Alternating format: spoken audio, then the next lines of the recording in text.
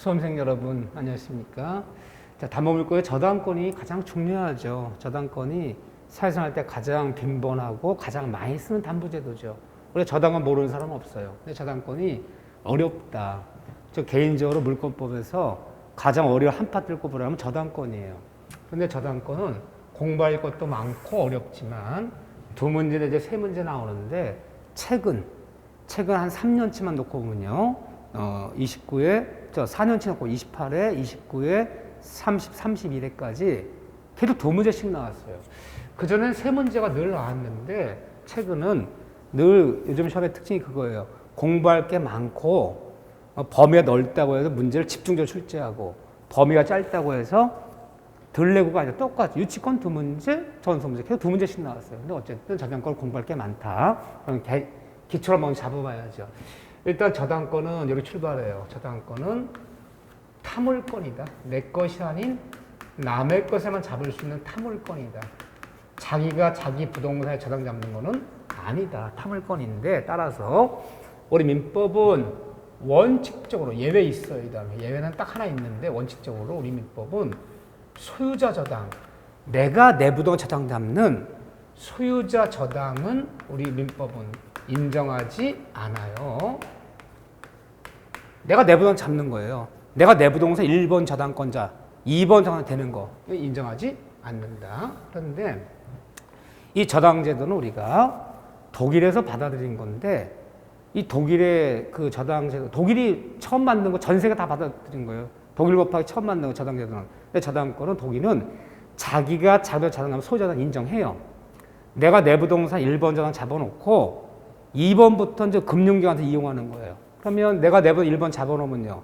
최악의 경우에 경매됐을 때 경락되면 자기가 먼저 1번을 배당받고 금융기관이 2번, 3번 잡아준다는 거예요. 그럼 최악의 경우에 내가 최후의 보를 마련할 수 있는 거죠. 내가 10억짜리 부동산에 2억은 먼저 잡아놨어. 내가 내 거 잡아놓은 거야. 나머지 8억만 이용해 돈 빌리겠다는 거죠. 이게 합리적이에요. 독일은 소유자는 인정한다. 우리는 인정 안 해요. 두 번째, 저당은 이 점유를 수반하는 물건은 아니다 그래요. 은행이 아파트 저당 잡았다고 해서 저당 잡은 아파트 점유하는 건 아니잖아요. 점을 수반하지 않고 그 어느 그 부동산의 교환 가치, 처분 가치만 관념적으로 지배하는 거죠. 그렇기 때문에 이대로 배워보면요. 누가 저당 목적물을 침해했을 때 저당 잡은 건물을 다 때려 부시고 있어요. 저당 잡은 목적물을 침해해서 담보 가치를 하락시키는 거야. 다 때려 부시면 경매할 게 없잖아요. 내가 임야를 저당 잡았는데 내 돈도 갖기 전에 저당 잡은 임야에 있는 모든 나무를 다 벌목해서 팔아먹고 있는 거야. 근데 임야 담보 가치에는 그 나무까지가 포함이 돼야 되는 거잖아. 나무가 한 그루도 없는 임야랑 나무가 무성한 임야는 담보를 다룰 수 있는 거거든요. 이게 저당을 침해하는 거야. 저당을 침해했다는 것은 저당자 목적물을 침해해서 담보 가치를 손상시키거나 하락시키는 거야. 그럼 우리가 물권자들은 물권 침해받았을 때 저당권자도 물권 청구권, 저당권에 기난 그 침해자에게 물권 청구권 행사할 수 있어요. 모든 물권자들은 내 물권이 침해받으면 쫓아가서 침해자에게 중단하라, 중지하라. 내 돈 갚을 때까지 벌목을 중단하라, 중지하라. 내 돈 갚을 때까지는 건물 철거하는 것을 중단하라, 중지하라. 저당권에 기난 물권청구 행사해서 자기 권리를 보호해야 될 거 아니에요. 행사할 수 있는데 점유를 수반하지 못하는 저당권자는 이거 행사할 수 있지만 우리 물권청구권 종류 몇 가지였어요. 목적물, 반환. 반환해라. 반환. 누가 침해하면 결과, 제거. 종류가 세 가지가 있었잖아요. 무슨 예방, 청구권. 이 세 가지 물권청구권 중에서 점유를 수반하지 못하는 물권자, 저당권자는 뭐가 없느냐? 목적물, 반환 청구권. 이걸 허용하지 않아요. 이 두 가지만 인정해요. 무슨 말이냐면요. 저당 잡은 임야에 있는 나무를 다 벌목해서 반출한 거야. 그 반출된 목재를 내 돈 갚을 때까지 나에게 반환하라. 저당은 자신한테 반환하라. 이 반환 청구권이 없어요. 다른 건 다 인정해도. 점유를 수반하지 못하는 물권자, 저당권자는 저당 목적물이 반출됐을 때 반출된 저당 목적물을 내 돈 갚을 때 나에게 반환하라.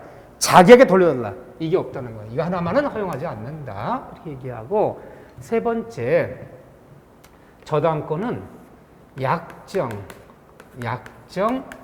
담보물권이다 그래요. 이게 원칙이에요. 물론 예외 있어요. 법하고 다 예외는 있는 거야. 하지만 일반적으로 저당권은 약정 담보물권이지, 즉 유치권처럼 쌍방이 합의하지 않아도 법률 규정에 따라 자동으로 성립하는 유치권은 법정 담보물권이죠. 법정 담보물권이 아니다. 약정 담보물권 때문에 어떻게 성립하는가? 저당이 성립하려면 이 세 가지가 갖춰져야 돼요. 이 세 가지 갖춰질 때 우리 저당권이 성립하는 거예요. 자, 첫째, 채권자와 채무자 간에 일단은 뭐 쉽게 얘기하면 채권 계약이 있어야겠죠. 채권 계약이 먼저 있어야 되고, 우리가 채권 계약이라는 것은 쉽게 돈 빌리는 게야. 은행을 상상하자고 은행 가서 원금 1억 원을 언제 갚기로 하고 이자 얼마 주기로 하고 어떻게 하기로 하자. 돈 빌리는 계약이 있어야 되죠. 이 채권 계약이 있고 플러스 그리고 저당 설정 계약이 있어야 되고, 은행에서 돈 빌릴 때 아파트 담보대출 받을 때 계약서 2장 쓰는 거구나. 2장 쓰는 거야. 하나 채권계약서 원금 1억 원을 뭐 1년 거치 몇 년 상한에 이자 얼마 주기로 하고, 만약에 약속 안에 못 갚으면 연체를 어떻게 붙기로 하고, 이 계약 2장 찍고, 그리고 이 아파트에 이 토지의 건물에 저당 잡아주기로 하자. 저당 설정 계약서를 따로 줘요. 거기다 또 도장 찍어야 되는 거야. 별도의 계약이에요. 이 아파트에 이 건물에 저당 잡아주기로 하자. 이 계약서가 있고 여기 도장 찍고, 그리고 등기소 가서 저당 등기. 이 등기가 나야 되는 거야. 세 가지 갖춰되는 거야. 근데 만약에 원금 1억 원을 언제 갚기로 하고 어떻게 이자 얼마 주기로 하자. 채권 계약이 있고 이 아파트에 저당 잡아주기로 하자. 설정 합의했어. 계약서 또한 찍었지만 저당권 등기 안 나면, 등기가 등기 안 나면 성립이 안 되는 거죠. 저당권 뭐 하여야? 저당 등기하여야 그게 성립이 되는 거죠. 여기까지만 되면 성립이 안 되는 거예요. 물건은 뭐 하여야? 등기하여야. 그런데 저당 등기할 때 필요적 사항이라 그래요. 필요적 기재사항. 이런 거 기억하셔야 돼요. 꼭 기재할 사항이 있어요. 이게 빠지면 저당권 등기가 안 나요. 등기가 안 나면 저당 성립하지 않는 거예요. 등기가 났을 때 성립이 되는 거지. 자, 꼭 저럴 거 꼭 첫째, 이건 꼭 있어야 돼요. 원금, 원본. 빌려 원금이 얼마라는 거. 원본 채권이라고. 그 원금을 우리가 빌려준 원금 채권을 이걸 원본이라고 불러요. 이걸 피담보 채권액이라고 해요. 피담보 채권. 이거 빠진 거 없죠. 모든 저당 등기는 빌려준 돈이 얼마라는 거 기재되는 거죠. 피담보 채권을 부르고, 이달 배워본 요건 근저당이라 배울 거예요. 근저당에서는 요거를 뭐라 부르냐. 채권 최고액이라고 그래요. 채권 최고액. 얼마까지 받아갈 수 있는 거예요. 채권 최고액. 일반 저당, 그냥 보통의 저당권에서는 피담보 채권액이라 부르고, 근저당에서는 채권 최고액이라 불러. 근저당이 뭔지는 배울 거예요. 이거 빠지면 안 돼요. 그런 다음에 뭐가 빠지면 안 되냐. 이 필요적 사항은요, 하나라도 누락돼 버리면 등기를 안 받아주는 거야. 등기 각하되는 거예요. 꼭 있어야 되는 사항이에요. 채무자를 표시해야 돼요. 신청서에 채무자 표시.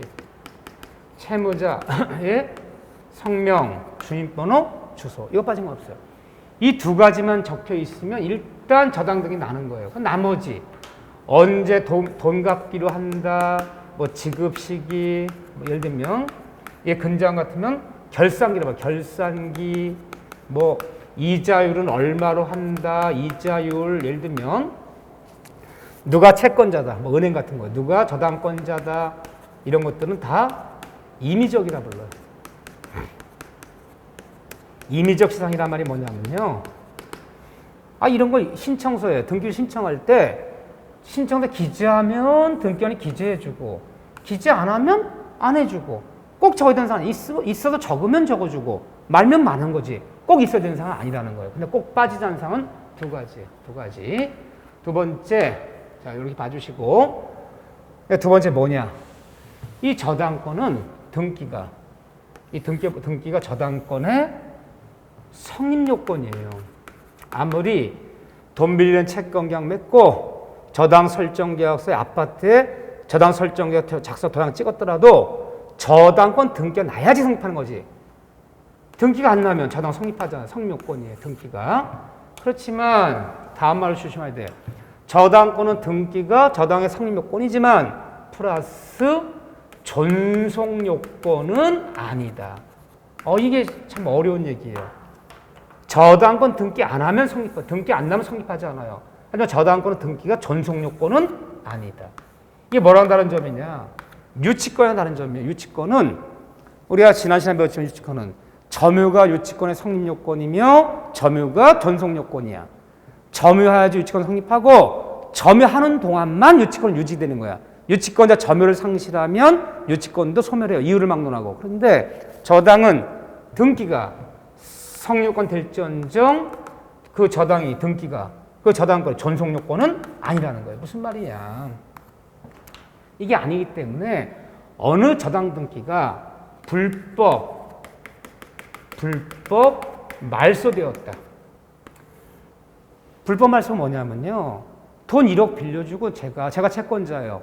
돈 1억 빌려주고 채무자 부동산 저당 잡았어요. 제가 저당 잡아놨는데 이놈 채무자가 돈 갚은 것처럼 채권자 나 몰래 다 영수증 변제영수 위조해서 몰래 돈도 안 갚고 불법 말소시키는 거야. 돈도 안 갚고 몰래 우주문서 통해서 말소를 시켜버린 거야. 그 저당 등기가 불법 말소했다면 저당권 소멸해요? 소멸치 않아요? 소멸치 않아요. 돈을 갚아야 소멸하는 거지. 돈도 안 갚고 저당 등기 몰래 말소시켰다. 저는 소멸하는 거 아니다. 소멸치 않는다. 저당권은 소멸치 않는다. 왜요? 돈을 갚아야 소멸하는 거야. 저당권은 등기가 성립요건 될지언정 비록 저당 등기가 말소돼 있더라도 돈 갚은 거 아니라면 그 저당권은 살아있는 저당이지 소멸치 않는다. 등기가 존속요건은 아니다 표현하는 거예요. 간단하지만 요거 봐주자. 요즘은 잘 나오는 지문이에요. 요즘은 몇 번 나왔던 기출지문이죠. 자, 두 번째 뭘 볼 거냐. 채권 계약을 볼 거야. 채권 계약. 그러면 어떤 채권을 저당 잡는 거냐. 뭐요? 저당의 대상이 되는 저당의 대상이 되는 채권은 어떤 채권을 저당 잡으라는 거냐. 자, 보세요. 우리가 사회생활 때는 돈 빌려준 거 잡아요. 그런데 이론적으로 볼 때는 저당의 대상은 꼭 금전 채권에 하나지 않아요. 돈 빌려준 채권만 저당 잡는 거 아니에요. 이론적으로 볼 때는. 그래서 어떤 채권이냐면 모든 채권은 돈 빌려준 채권 아닌 모든 채권은 금액으로 환산할 수 있다, 환산시킬 수 있다며 모든 채권은 저당의 대상이 돼요. 채권의 종류에는 이거 다른 말로 얘기하면 꼭 돈 빌려준 채권만 저당 잡는 것이 아니라 저당 잡는 채권의 종류에는 제한이 없다. 제한이 없다 그러는 거예요. 모든 채권은 금액을 환산할 수 있다면 예를 드는 거예요. 지금 목적물 인도 채권도 예를 들면 사람이 출연하는 출연 채권도 이 출연이라는 게 뭐냐면요. 사람이 행동으로 해야 되는 채권이 있어요. 자, 한자 써볼게요. 출연한다 그래요. 출연. 여러분들이 영화 보다 보면 출연자 누구 이거 많이 보잖아요. 출연 채권이. 자, 이런 일이 있었어요. 자, 우리가 이제 큰 행사를 하는데 한 2달 뒤에 할 거예요. 유명한 가수를 초청하기로 했어. 응? 우리 큰 대기업이에요. 내 홍보 담당 부장이야 내가. 그래서 출연료가 노래 5곡 불러주는데 1억 달라는 거야. 유명한 그룹이에요. 좋습니다. 1억 드리겠습니다. 출연료. 그런데 미리 선불로 줘야 된대요. 그래야지만이 그 날짜 워낙 스케줄이 빡빡해서 이날 펑크나면 지내? 안 되니까. 그러면 2개월 뒤에 노래 불러줄 것을 선불로 1억 달래요. 그래서 내가 드리겠습니다. 근데 내가 1억 주는데 1억 주면 2개월 뒤에 노래를 불러줄 출연 채권이 있는 거야. 노래를 불러줘야 돼. 가수한테 노래 불러주는 거, 배우한테 연극 무대 출연해주는 거, 유명한 화가한테 그림 그려주는 거, 초상화 그려주는 거. 사람의 행위잖아요. 선불로 2억 주는데 네가 만약에 2개월 뒤에 와서 노래도 안 불러주고 1억도 안 돌려주면 난 어떡하냐. 또 사람이 2개월 뒤에 또 무슨 사고가 생겨서 못 부를 수 있잖아요. 1억은 주는데 그럼 이렇게 하자. 2개월 뒤에 노래를 불러주지 않거나 그러면 내가 1억을 뜯길 수 있잖아요. 그럼 내가 출연료 채권이야. 출연료 먼저 주는 거야 지금요. 그러면 저기 네 부동산에 그 기획사 부동산에 1억짜리 저당 잡혀. 저당 잡혔다가 노래 불러주면 말소시켜고 노래 안 불러주면 노래 안 불러주는데 1억도 안 돌려주면 경매에서라도 받아가게. 보세요. 이건 돈 빌려준 돈이 아니잖아요. 미리 어떤 보수를 미리 준 거잖아요. 이것도 금액을 환산하고 저는 잡을 수 있다 없다. 있다. 뭐든 잡을 수 있는 거야. 출연 채권도 2개월 뒤에 노래 안 불러주면 1억 안 돌려주면 경매하게 1억 미리 줄 테니까 기획사 부동산에 전화받아달라. 잡을 수 있어요. 이런 것도요. 종류는 제한이 없는 거지. 돈 빌려준 채권만 잡는 거 아니에요. 이런 것도 다 금액을 환산할 수 있다면 환산해서 잡을 수 있다. 또 저당권은 조건부 채권이에요. 조건부 채권이요. 또는 기한부 채권. 이런 것도 저당 잡을 수 있는 거예요. 조건부 채권도 기한부 채권도 저당 잡을 수 있다. 자, 보세요. 조건이란 이루어질 수도 있고 이루어지지 않을 수도 있는 거죠. 그 조건이잖아요. 자, 아버지 저 사업하게 땅 팔아서 사업자금 3억 원만 대주세요. 못 대준대요. 마당에 뒹굴었어. 대주는데 조건이 있어. 그냥은 못 대줘. 너 중개사 공부한다며. 열심히 하고 있습니다. 너 시험 언제 보니? 예, 2021년 10월 마지막 주 토요일 날 봅니다. 네 번째 주 토요일 날 봅니다. 너 그날 시험 봐서 시험에 붙으면 내가 3억 줄게. 사업하라고. 떨어지면 안 주고 열심히 공부해. 우리 아버지는 정지조건부로 얘기한 거예요. 지금은 주지 않지만 만약에 10월 달에 시험 봐서 붙으면 3억 주겠다. 시험에 붙었는데 아버지 저 안 주면 어떡합니까? 준다니까 이 싸가지야. 공부나 열심히 해라. 그럼 아버지 저 이렇게 하겠습니다. 아버지 명의되어 있는 부동산에 3억짜리 저당 잡아놓고 공부 시작합니다. 그럼 어떻게 하려고? 처음에 붙었는데 안 주면 경매에서라도 돈 받아가게 해요. 아니 조건부 채권은요. 채권이 될 수도 있고 안 될 수도 있는 거야. 이것도 잡을 수 있잖아요. 이런 채권도 잡을 수 있어요. 그 다음에 현재 채권이 아닌 장래 채권. 이 장래 채권도 저당 잡을 수 있어요. 2022년에 발생할 채권, 저는 잡을 수 있어요. 다만 장래 채권을 잡을 수 있는데 장래 채권이 액수가 딱 확정돼 있어. 2022년에 발생할 채권의 액수가 딱 고정돼 있어요. 확정되어 있다면 무슨 저당을? 그냥 우리가 알고 있는 그냥 일반 보통의 저당을 잡는 거예요. 그런데 장래 채권이에요. 장래 2022년에 발생한 채권인데 이 채권이 증감변동이에요. 증감변동. 얼마가 될지는 몰라요. 오르락내리락해. 이게 2억이 될 수도 있고 1억 5천이 될 수도 있고 1억 3천이 될 수도 있고 이게 확정되어 있지 않고 증감변동 오르락내리락하면서 장래 채권이지만 액수가 불확정적이에요. 불특정적이에요. 특정이 안 돼요. 액수가 얼마 될지 몰라.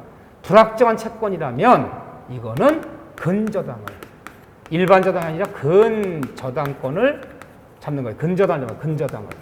그래서 일반 저당이냐 그냥 보통의 저당이냐 근저당이냐는 이거하고 나누는 게 아니에요.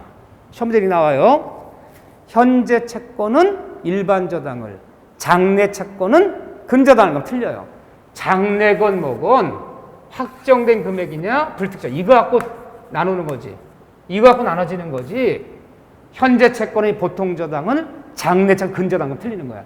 장래건 현재건 액수가 확정돼 있다면 일반 저당은 장래 채권 액수가 얼마 될지 몰라. 불확정적이라면 근저당을 이렇게 잡는 거야. 요거 갖고 나누는 거야. 요거 갖고 나눠지는 거야. 잡을 수 있다. 몇 가지 얘기만 봤어요. 이렇게요.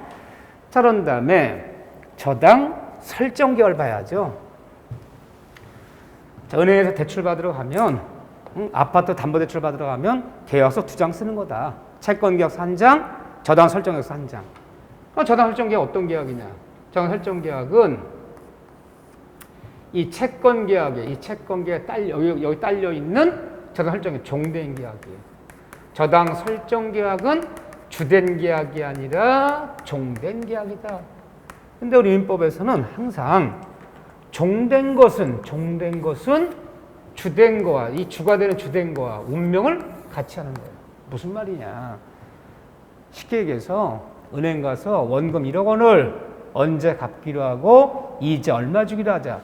주된 계약인 주된 채권 계약이 이 채권 계약이 만약에 무효가 되거나 이것이 만약에 취소가 돼 버리면 딸려 있는 저당 설정 계약도 함께 무효 취소되는 거예요. 항상 민법 원리가 뭐라고요? 종된 것은 주된 운명 같이 한다. 주된 채권 계약이 불성립하거나 무효가 되거나 취소가 되어버리면 딸려있는 저당 설정 계약도 함께 불성립, 무효, 운명을 같이 한다. 종된 계약이 되는 거예요. 이게 무효되어버리면 이것도 무효되는 거예요. 저당 설정 계약도. 두 번째, 저당 설정 계약의 당사자라 돼. 당사자. 누가 당사자냐? 누가 그러면 이 계약 도장 찍어야 되는 사람이 누구냐? 도장 찍은 당사자가 누구냐?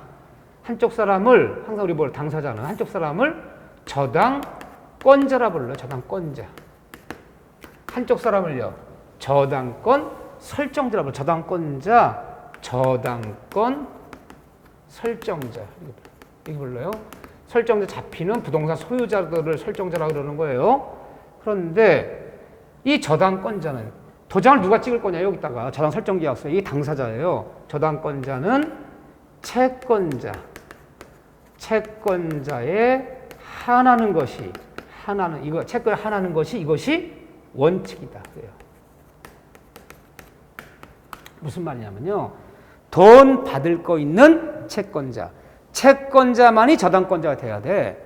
채권자가 아닌 돈 빌려준 은행만 저당권자 돼야지 빌려준 은행이 아닌 제3자들은 저당권 되지 못하는 것이 원칙이야. 물론 예외는 있어요. 어쨌든 누구만이 저당권자가 되라? 돈 채권자만이 저당권자가 돼야지 채권자가 아닌 제3자는 저당이 될 수가 없어요. 그런데 설정자 잡히는 사람이죠. 설정자는 채무자가 보통 설정자 많이 되겠죠. 채무자. 그런데 채무자 아닌 제3자도 설정자 될 수 있다 없다? 있다 그래야죠. 이런 사람 뭐라 불러요? 물상보증인. 돈은 아들이 빌려요. 자, 1억을 빌려주겠다 은행에서. 이 정책자금이다. 아주 좋은 조건이야. 이자율 1%밖에 안 돼. 1%. 근데 담보는 제공하래요. 담보가 있어야지 부동산이. 아버지한테부터 아버지 자 이런 좋은 조건으로 이렇게 특별금융을 중소기업 받는데 담보 제공합니다. 제 담보가 없으니까 아버지 명 있는 땅 전답 그거 1억 저당 잡히고 저 돈 좀 쓰게 해주세요. 돈 빌려 쓰는 사람은 채무자. 아들. 그렇지만 아버지 그래 잡아라 그러면요. 우리 아버지가 물상보증이죠. 여기도 잡을 수 있잖아요. 채무자 아닌 자도 설정자 될 수 있어. 그러면 만약 아버지 땅 잡히고 돈 쓰는 거라면 누가 당사자예요? 그러면 누가 도장 찍어야 돼요? 이 저당권자, 채권자와 도장을 여기가 찍어야죠. 이 계약서에는. 물상보증이다. 물상보증의 인감증명서, 물상보증인의 등기필증, 물상보증인의 인감도장이 나와야 되는 거지 채무자 도장 찍는 거 아니잖아요. 여기다가요. 당사자는 누구예요? 이때는 3자, 물상은 당사자죠. 채권계약의 당사자는 돈 빌려주는 사람과 돈 빌려주는 당사자지만 잡히는 부동산이 채무자 것이 아닌 물상보증 거라면 물상보증의 도장이 나와야 되는 거예요. 여기는 채무자 찍으면 안 되는 거예요. 이때는 당사자가 채권자가 3자가 될 수도 있죠. 채무자가 지가 잡히고 지가 돈 빌리고 지 부동산 잡히는 거야. 그럼 지가 찍으면 되는 거예요. 여기다가도요. 아니 돈은 자기가 빌리고 잡히는 아버지 명의 부동산이라면 아버지 도장을 찍어야 되는 거예요. 여기다가. 이땐 당사자가 채권자가 제3자 당사자가 될 수도 있는 거지. 저당 설정 계약서는. 그렇죠? 우리 볼 줄 알아야 돼요. 그러면 정리. 저당권자는 채권자만의 저당권자가 되는 것이 원칙이지 3자들은 저당권 될 수가 없어요. 잡히는 설정자는 채무자 아닌 제3자도 설정자 될 수 있다. 있다. 아무것도 아닌 얘기지만 헷갈린 얘기야. 잘 보셔야죠. 네 번째, 저당의 객체, 대상이라 대상. 이 대상을 객체라 불러, 객체. 어느 목적을 저당할 수 있는 거, 어디에 저당합이라는 거, 어디에. 목적물은 나눠져. 우리 민법상 저당의 대상은 딱 두 가지예요. 이 두 가지만 저당할 수 있어요. 민법에는. 첫째, 부동산. 부동산. 소유권 저당 잡힐 수 있죠. 부동산 담보제도니까. 그런데 우리 민법은요, 또 하나 우리 민법에서는요, 부동산 소유권이 아닌 부동산의 권리도 저당의 대상이 돼요. 권리도 저당할 수 있어요. 딱 기억하는 게 좋아요. 딱 두 가지만 돼. 이 두 가지 권리 말고는 저당 못 잡아요. 부동산 권리 중에서 지상권, 저당 잡혀 돈 빌려 쓸 수 있어. 지상권자가. 내가 남의 땅이지만 30년 쓸 수 있는 권리가 있다. 팔아. 내가 2052년까지 쓸 권리가 있는데 돈 5천만 빌려줘. 너 돈 못 갚으면 어떻게 할래? 돈 못 갚으면 지상권을 경매하는 거야. 지상권 경납받은 사람은 2052년까지 그 땅 쓰면 되는 거야. 지상권 저당 잡혀 돈 쓸 수 있어요. 전세권 저당 잡힐 수 있어요. 소유권이 아닌 권리 중에서 이 두 가지만 돼요. 다른 권리는 저당 못 잡아요. 저당은 부동산 소유권을 잡는 거 아니면 소유권이 아닌 지상권, 전세권도 저당의 대상이 된다. 잡힐 수 있다. 이 두 가지 권리만. 다른 건 안 돼요. 예를 들면 지역권 이런 거 저당 잡힐 수 없어요. 딱 두 가지는 인정한다. 이게 민법은 딱 요 두 가지야. 부동산 소유권 아니면 지상권, 전세권. 권리도 저당의 대상은 되기는 한다. 권리도. 그런데 민법이 아닌 특별법상 이 저당이 되는 건 참 많아요. 민법의 특별법에는. 그럼 어떤 걸 저당할 수 있느냐? 부동산이 아닌 것도 어떤 장부예요, 장부. 원부랄까, 원부? 등록 원부, 무슨 장부를 두고 있어. 두고 있다면 여기다가 돈 빌리고 저당 잡힐 수 있어요. 특별법에서는요. 자, 한동안 얘기해 볼게요. 우리가 동산도 의제부동산, 준부동산 부르는 자동차 등록 원부, 등록시킨단 말 자동차, 선박, 등기부, 항공기 등록 원부. 등록부라든가 어떤 선박 등기부라든가 이런 걸 두고 있다면 동산도 이런 데 저당 잡힐 수 있어요. 특별법에서는 자동차, 선박, 항공기. 자, 그런 다음에 특허권이에요. 특허권. 이 특허 등록 원부에 등록이 됐더라. 예를 들면 그럼 원부를 두고 있는 거야. 예를 들면 이 나무인데 나무는 다 토지의 일부지 별개 부동산 아니잖아요. 근데 임목법에 따라 등기된 수목은 임목 등기부라는 임목 등기부 두고 있잖아요. 이 등기부 두고 있잖아요. 그럼 여기 저당 잡힐 수 있어요. 이런 것도 여기 등록됐다면 저당 잡힐 수 있어요. 광업권, 어업권이라고 해요. 광업권도 재산적 권리가 있지만 이게 이제 광업 등록 원부에 이것이 등록되어 있다면 여기에 돈 빌려 저당 잡힐 수 있어요. 안 갚으면 광업권을 경매해버리는 거야. 그럼 한마디로 뭐예요? 특별법에서 부동산이 아니더라도 무슨 등록 원부라든가 광업 등록 원부, 선박 등기부, 자동차 등록 원부, 특허 등록부 이런 장부를 두고 있다면 특별법에 이런 것들도 다 저당 잡힐 수 있다 그래요. 근데 민법은 딱 두 가지야. 특별법에 나눠진단 말이에요. 부동산과 권리. 이렇게 기억하셔야죠. 이렇게요. 자, 이런 얘기들이 생각보다 굉장히 중요한 얘기다. 이런 얘기들이. 자, 그런 다음에 저당 효력이 어떠고 이런 얘기들 이 다음에 많이 볼 거고요. 어디를 볼 거냐면 하나만 더 보고 할게요. 여기서 약 나온 김에 이게 이제 기초 강의에서 이게 중요한 거예요. 이런 얘기들은 다시 못 해요. 이 다음에는 직접 시험에 관련된 얘기를 다이렉트 들어가서 그 얘기를 주로 한다 이렇게요. 그래서 뭘 볼 거냐면요. 하나만 더 볼게요. 나머지 기본 강의, 심화 강의, 요약 강의 앞으로 한 6개월, 7개월, 8개월 계속 공부할 것들 내가 빼고 하는 거예요. 그때 시간 강의 못 해줄 것들만 좀 하는 거예요. 자, 페이지 240 47페이지에 보면 피담보 채권의 이 범위라는 게 있어요. 피담보 채권의 범위. 247개. 요거 보세요. 피담보 채권 범위라는 거 뭐냐면요. 그래서 저당권자가 돈 1억 빌려주고 채무자 부동산에 저당 잡았어요. 약속할 때 돈을 갚았다면 문제 안 되지. 돈 갚으면 돈 받고 저당권 말소시키면 될 거 아니에요. 돈을 안 갚아요. 안 갚으면 어떻게 해요? 저당권자가 저당 목적물을 뭐 하죠? 경매 집어넣죠. 경매 집어넣어서 드디어 경락이 되어서 경락대금이 나왔어요. 그러면 이 피담보채권 범위라는 게 이제 우리 민법 360조에 되어 있는데 뭐냐면요. 경락이 되었다면 이 경락대금에서 과연 어디까지 돈을 받아갈 수 있느냐. 저당권자에게 돈 받는 범위예요. 어디서 경락대금에서 돈 받는 범위를 피담보채권 범위나 불러요. 경락대금 돈을 내 돈이죠. 돈을 받는 범위. 어디까지 배당받을 수 있겠느냐. 배당받는 범위. 이걸 피담보채권의 범위라 부르는 거예요. 그냥 갚으면 임의를 변제하면요.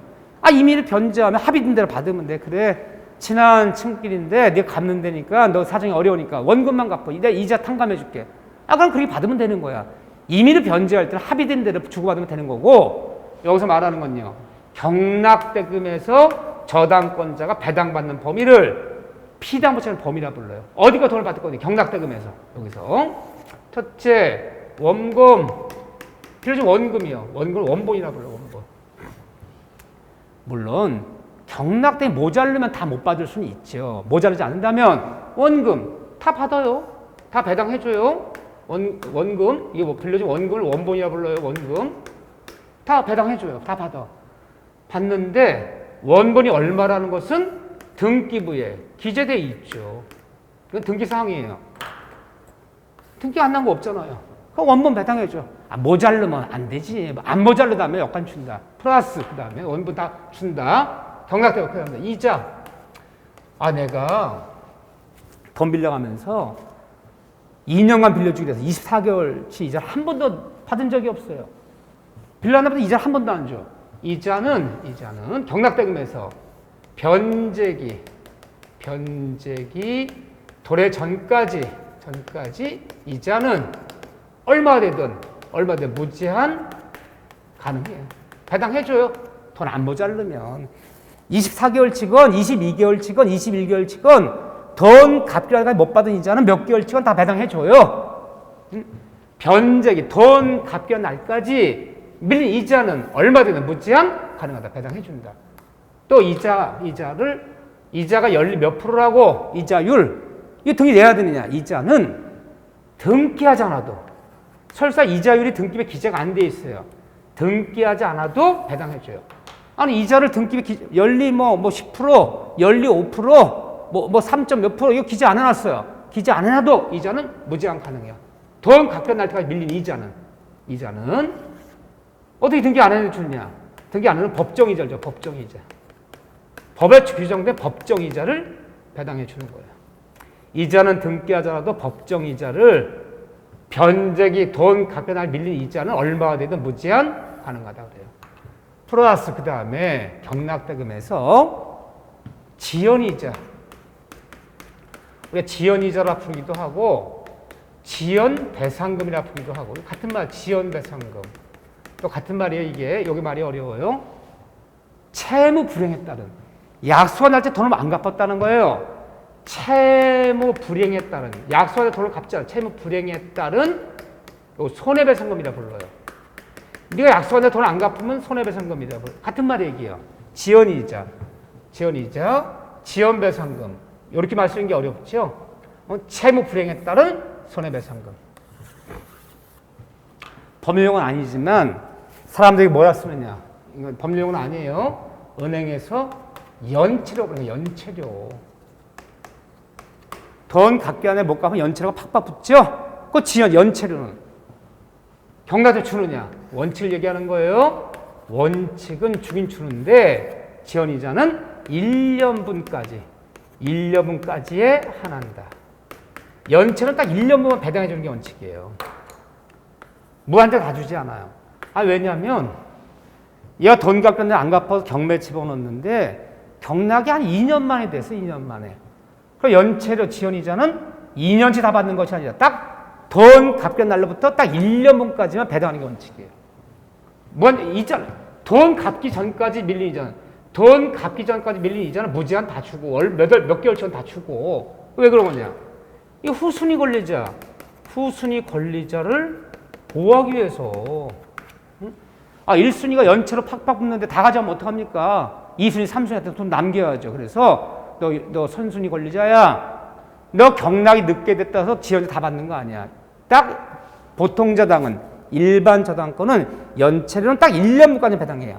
그래서 돈을 남겨줘 후순위도 배당을 받죠. 누구 보호하려고? 후순위자 보호하려고. 연체료, 지연이자는 1년분까지 배당 원칙이다.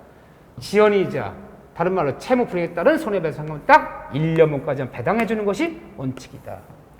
플러스 그런 다음에 경락대금에 돈 받는 범위에 저당권자가 혹시 우약금이 있다면 우약금 특약이 있었다면 이걸 주겠느냐 안 주겠느냐 배당해야겠느냐 안 해주겠느냐. 우약금 특약이 뭐냐면요, 약속한 날짜에 돈을 못 갚으면 무조건 1,000만 원 추가 배상한다. 이게 급한 돈이야. 나 이거 빌려줄 돈이 아니야. 딱 6개월 빌려주는 거야.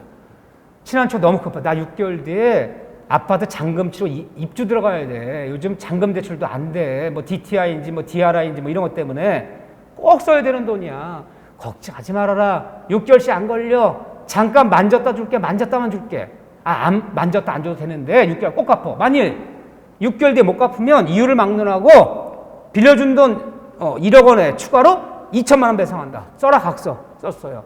약속한 몇 월 며칠에 돈 갚지 못하면 이유를 막론하고 빌려준 원금 플러스 2천만 원을 내가 추가 배상한다. 썼어. 그거 우약금 특약이야. 썼다면 이거 배당해 주느냐? 갚긴 뭘 갚아요. 결국 안 갚아서 경매했어. 그럼 이거 주겠느냐 이거 2천만 원. 우약금 2천만 원을 맺었어요. 약속날 안 갚으면서 2천만 원 추가 배상한다. 이 우약금 특약이 등기부에 기재됐다면, 등이 났다면 배당해줘요.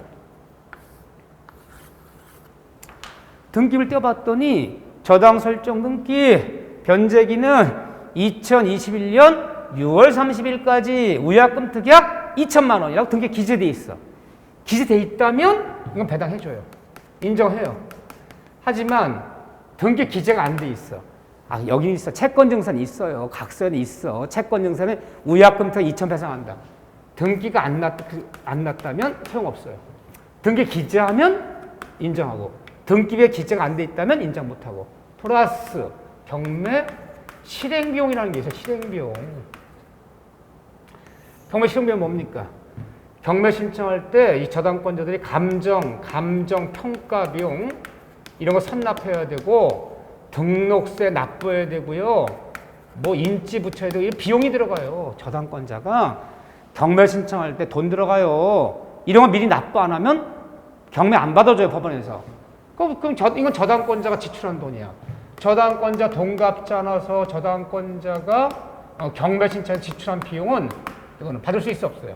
이건 혹시 등기부에 기재가 안 됐더라도 당연히 이거는 인정해 주는 거죠. 여기까지 주는 거, 여기까지. 그렇죠? 여기까지 준다. 하지만 여기까지 주지만요. 혹시 저당권자가 저당 목적물 보존 비용을 들였어요. 무슨 말이냐면요. 돈 2억 빌려주고 채무자 주택에 저당을 잡았어요. 안 갚네?